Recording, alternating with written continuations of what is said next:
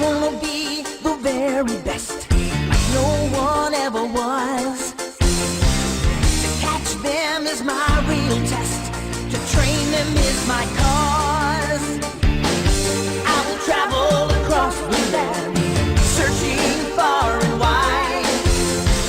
Each Pokemon to understand the power that's inside.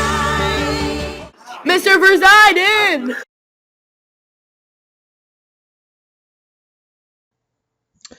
All right, welcome back, guys. We are on to lesson 2, and expectations for the day is that you get this video done as a note in your book. And Chris, thank you for the intro. Very, very creative. A little bit creepy where you found those pictures, but good job. Always welcome any new intros that you guys want to put up for these videos that I do. Okay, so at the top of your page, you should write down lesson 2, evaluating algebraic expressions through substitution. So hopefully you didn't find the first lesson too difficult. And a couple of things that I spoke to you guys about in the first one, you're going to see in this one as well. All right, so again, just a reminder, everything in green highlighter or anything highlighted is what I want you to write down. And anything that I also draw in colored marker, colored ink, I want you to copy down as well. Okay, so we're going to get started. So when we're substituting values into an algebraic expression, it helps us to solve what our dependent variable usually is. So remember when I said last time where you have an independent and a dependent, and it depends on what the independent variable is for what your answer is going to be, or what your dependent is. A lot of words, I know. But what you're basically doing is you're putting in a value for one of your variables to find out what the other one is. So one rule, regardless if you think it is necessary or not, always put brackets around your newly substituted value and only that value. Okay, we've talked about this a couple times, where and why it's important, so we don't confuse ourselves with decimal places, we don't confuse ourselves with the size of the number, and we know that we're multiplying. Okay, so usually when we put brackets around a number and it's next to another number, we know that it's multiplying between the two of them. So our first example. Okay, and just remember, guys, you can pause at any time. So I won't go necessarily at the pace that we do in class. Just for time's sake, you can pause and you can make sure you get it written down. So just as an example here, for each one of these, I want you to copy them down. I'm not going to highlight them. I'd like you to do each one of them in your book. Okay, so if a equals 2 and b equals -3, evaluate the following expressions. Evaluate means solve. So sometimes people get confused with that. It means to solve. Okay, all right, so the first one, if a equals 2 and b equals -3, for a, we're going to put in 2 in brackets, and b is -3.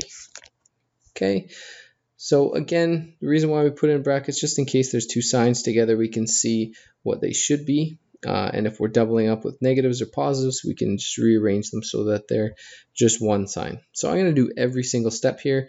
You don't have to. If you want to jump ahead to the answer right now, you can. But we're going to go 2, and a positive and a negative is a negative. So 2 minus 3. Okay, and our answer ends up being -1. All right. We'll do the next one. I know they go in order down this way, but we will just move across here just because I'm going to scroll down the page. So A is 2, and we're going to keep all the brackets that we had before. And we have a negative, and then we have our letter again, our 2 for A, plus 2, and where there's a B, it's a -3. Close that bracket, minus, and put that -3 again. So really important why the brackets are all put in, so we know and we can distinguish between the different operations that are happening. So the first thing you can do, obviously, it can't be the one out front. You have to do the work in the brackets. So remember our bed mass. We have -2 plus whatever 2 times negative 3 is. So positive 2 times negative 3 is negative 6. And a negative is a positive, so we have plus 3 on the end. We go again, 2, and evaluate inside the brackets. Negative 2 and negative 6 is negative 8, plus 3. 2 times negative 8 is negative 16, plus 3 equals negative 13. Okay. So copy that one down. Try that one yourself if you can. We'll go to the next one. 2, and our b is negative 3, minus 4, and our a value is 2, plus b, which is a negative 3 again. Okay, 2 times negative 3 is negative 6. Negative 4 times 2 is negative 8. Positive and a negative make a negative. Okay. We just simplify, or we just add all these terms together. Negative 6 and negative 8 is negative 14. Minus 3 equals negative 17. One thing I'm going to say, though, right here. So this as an example, coming down to this term, okay, I'm just going to make a little comment here. It says the sign you end up with, or that is in front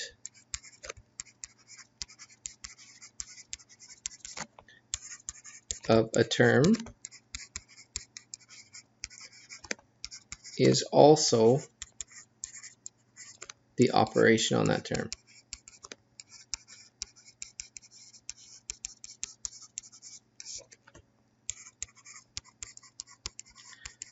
Okay, so what that means is that we're multiplying negative 4 and positive 2, and our answer becomes negative 8. Okay, and within this question here, we have our different terms that we have together. Okay, so we're subtracting 4a and we're adding b. Okay, although we're subtracting 4a, okay, that negative sign also acts as a negative 4.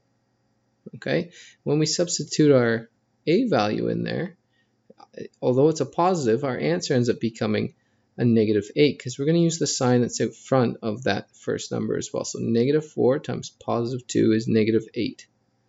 And that becomes the sign here. So now we read this line as negative 6 minus 8 minus 3. If this happened to be a negative as well up here, just for the sake of it, negative 4 times negative 2 would be positive 8. And this next line would read negative 6 plus 8 minus 3. Okay, so the sign that's in front of the number also acts as the operation, okay, for the algebraic expression. All right, let's try this next one here. So in brackets, okay, the a is a 2, the b is a negative 3, close the brackets. That's our first one. Our second one is 2 plus negative 3. Same thing again. Okay, so 2 plus negative 3 is negative 1, and negative 1, and our answer is positive 1. All right, so scrolling down. All right, try this one by yourself. Okay, see if you can get it. One tip is that all the work has to be done on the numerator first, and all the work has to be done on the denominator first before you can divide the two. So pause the video, try it yourself, and I'll come back to it. Okay, so here we go. Equals 4 times negative 3 for b plus 4 times 2 for a divided by 2 times negative 3 for b plus 2 for a. Okay, evaluate the top. 4 times negative 3 is negative 12. 4 times 2 is positive 8, so we have plus 8 divided by 2 times 3 is negative 6 plus 2. Keep going. Negative 8 or negative 12 and positive 8 is negative 4. Negative 6 and 2 is negative 4. Our answer ends up being negative and negative is a positive. 4 divided by 4 is 1, so positive 1. And that's our answer. Okay, so that's all about substituting. We're going to put last lesson's skills and this lesson's skills to work on this next one. So we're going to have to come up with an algebraic expression and substitute values into it. All right, so Sam was buying sandwiches and drinks for his friends. If sandwiches cost $3 each and drinks are $2 each, first write an expression to represent the cost Sam would have to pay for the meals. So we're going to go let, what do we have here? We have sandwiches that we want to find out, and we have drinks. So these are values that are going to change depending on how many sandwiches and drinks we buy. So we're going to say let S equals sandwiches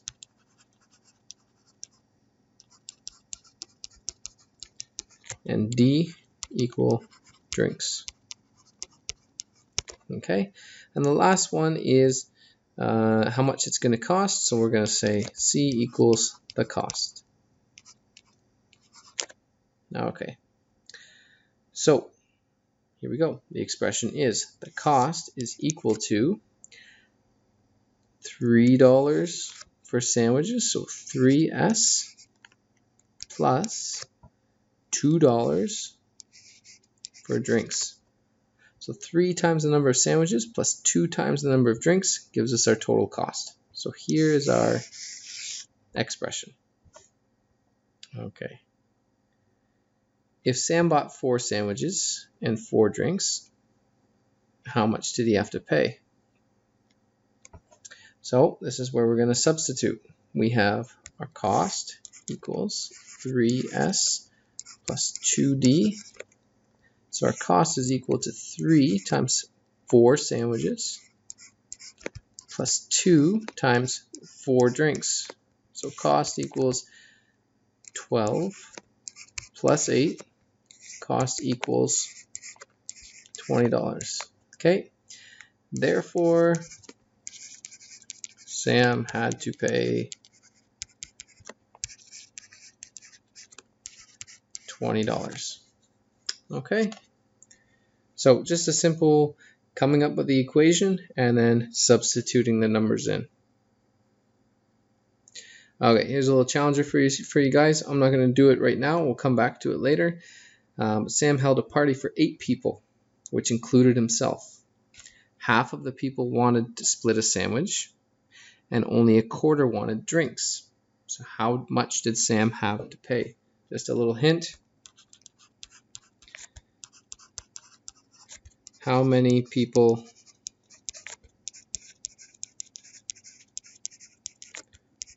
wanted each?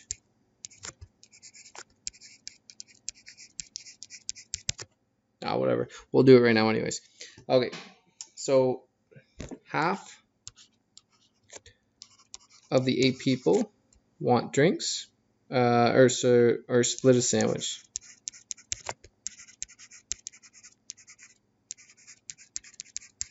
Okay, so what does that mean? So half of the 8 people. So that means half of 8 is 4 people split sandwiches.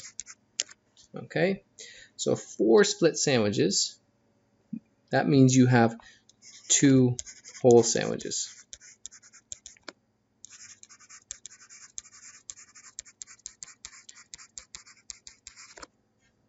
Okay, and what does the other part say? And only a quarter wanted drinks. So only a quarter of 8 wanted drinks. So what does that mean?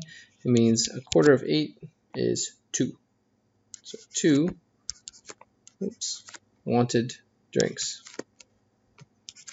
Okay, so we have 2 whole sandwiches and 2 drinks. We use our equation. Cost equals, and we'll just scroll up, what do we have before? 3S plus 2D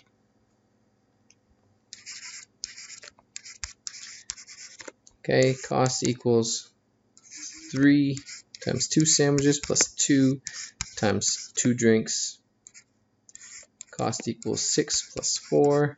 Cost equals $10. Therefore, Sam only had to pay $10. Okay? All right, so that was a little challenging because you just had to do a little bit of working, a little bit of fraction work in between to find out the actual numbers first. Okay, moving on. So verify the following expression is correct if x equals 3 and y equals negative 5. So we're going to do both of these. Whenever we're verifying a statement, it's the same with the Pythagorean theorem we did last time. You have to do a left side and a right side. So on this left side, we're going to have 3x plus y. On this right side, we're going to have negative 2y minus 2x. Okay, I'd like you to pause the video. I want you to substitute and see if you get that left side equals right side to see if x equals 3 is the right answer and y equals negative 5 is also the right answer for these equations. Okay, so pause the video and try it. Okay, so here we go. 3 times your x value, which is 3, plus y, which is negative 5. On this side, we have 9 minus 5. So these two values here make a negative, equals 4. On this side, we have negative 2, and our y value is negative 5, minus 2, and our y value, or x value is 3. So negative 2 times negative 5 is 10, minus, or negative 2 times 3 is negative 6. So 10 minus 6 equals 4. So look at that. You get the same. Left side equals right side. Therefore, x equals 3, y equals negative 5 is a solution to 3x plus y equals negative 2y minus 2x. Done. Okay, I want you guys to try the next one. So I'm going to pause the video, let you try it, see what you come up with. Okay, so set it up. Left side equals 4y plus 3y. 4 times negative 5 plus 3 times negative 5 for your y values. So you have negative 20. 3 and negative 5 is negative 15, so minus 15 equals negative 35. Go to the other side. Right side equals 3x plus 4y. 3 times 3 for x plus 4 times negative 5. So we have 9 and negative 20 gives us negative 11. So compare the two of these. Left side does not equal right side.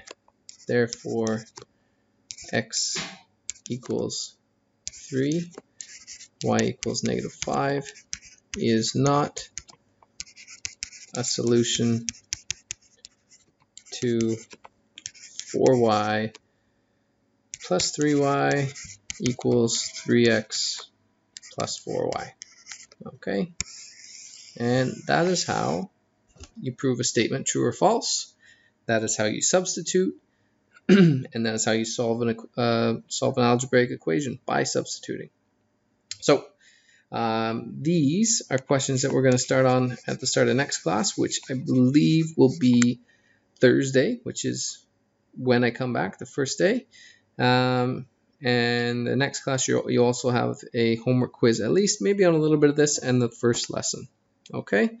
So good luck, guys. I will see you on Thursday, and hope this worked well for you. All right.